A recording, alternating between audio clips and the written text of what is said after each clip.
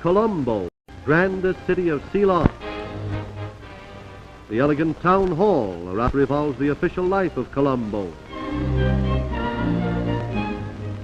Dollface Hotel, a famous hostelry where traders bargain for the wealth of Ceylon, and where a modern swimming pool indicates the luxuries provided for guests who gather here from all over the earth.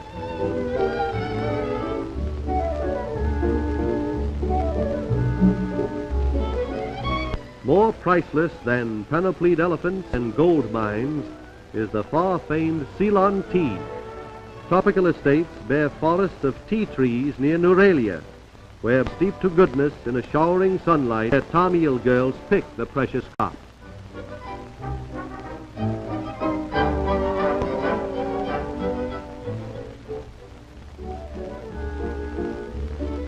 After the field workers have obtained an accounting, their output is boxed and forwarded to a storage warehouse where the bony estates are repacked in smaller lead-lined packages.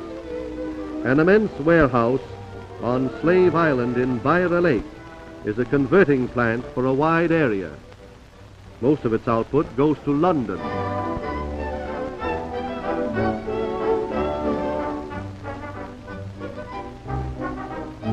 An ox cart goes to town. With the exquisite indifference of the Far East, old and new methods contrast in the fabulous tea industry. Ancient glory of the Tamil race reposes in the city of Kandy. The Tamils lost their power to the British in 1812. The Temple of the Tooth, guarded by the replica of sacred elephants. The temple is one of the showplaces of Kandy. Nearby is the public library that once was the throne room and glamorous court of the Kandya kings. On the balcony of the library, a Buddhist priest meditates in prayer.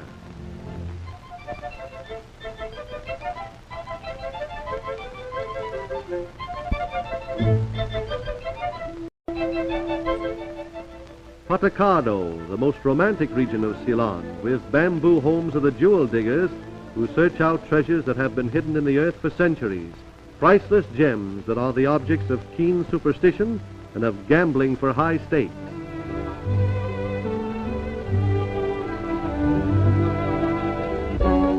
In wet gravel beds that must be drained before mining, underground rivulets running through the ages have rolled and polished 1,000,000 pebbles to form Ceylon's precious stone.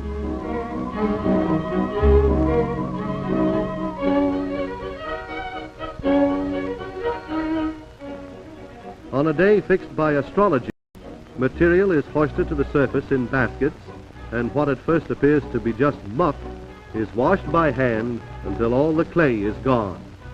Guards stand by, watching every move to see that none of the haul is pilfered and that the newly mined stones are properly prepared for the important millwork to follow. An uncut stone reveals little of the slumbering fire in its heart.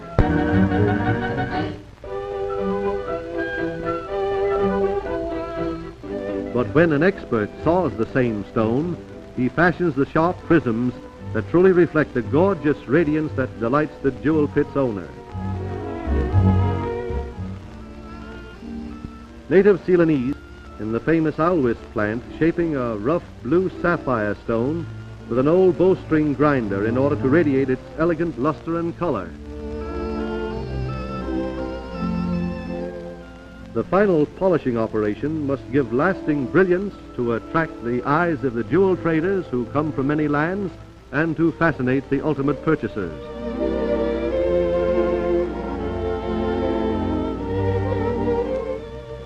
Mine owner de Alwis displays gems to Punchi Singho, a wealthy trader, who exalts at $60,000 in rare merchandise, including the star sapphire with penetrating light points and bluish depths.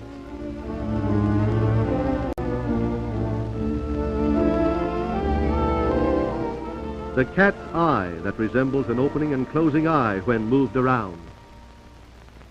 Aquamarine, like the depths of the sea. A yellow sapphire shining in the light. The undying jewel, 1,000 years old, has been part of many lives. gems somehow live for generations with unfailing beauty. Away back when man was only a treasure in the heart of his God, the rugged mountains of Wedda became a background for the most mysterious people in all the races of man.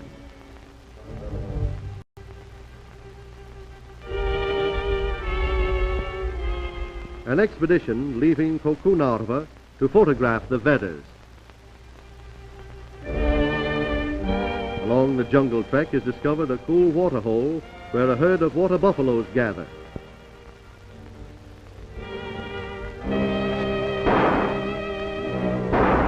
An impromptu hunt to provide buffalo meat for the safari of the camera hunters and their long line of native carriers.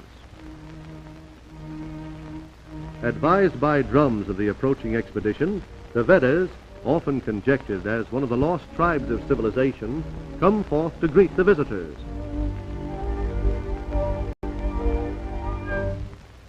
The Ceylonese jargon of the jungle introduces the tribe to civilization, an unusual formality that calls for excited tribal palaver. Young Wedda with the eyes of an eagle, and wilderness women with face and physique rivaling their sisters of civilization.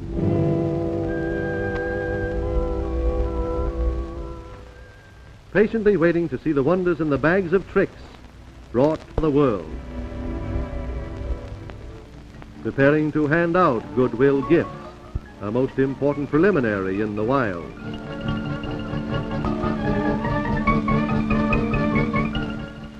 The Veddas are a mystery because unlike most jungle and unlike white men, they have no regard for money and highly prize simple trinkets. Both men and women have straight hair, and while they live in huts and hunt their food, many are actually handsome and display both energy and intelligence in primitive feed on game and wild honey, and mothers carry their young on their backs.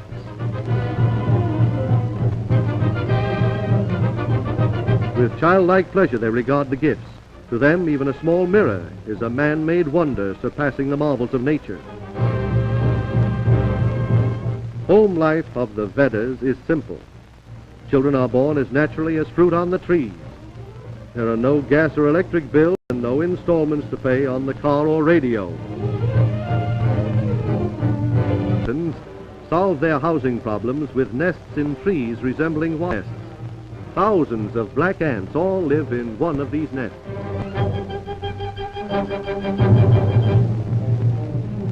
A Wedda war rumba of more determination than grace.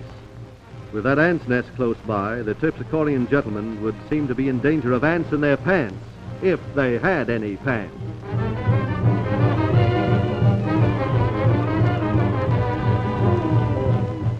The trek back to Colombo, homeward bound through deep forest and sparkling streams with stirring memories of bewildering Ceylon, an island of untold riches and ancient kings, of scenic charm and a lost tribe of bronzed Apollos who fight with wild beasts for control of the jungle.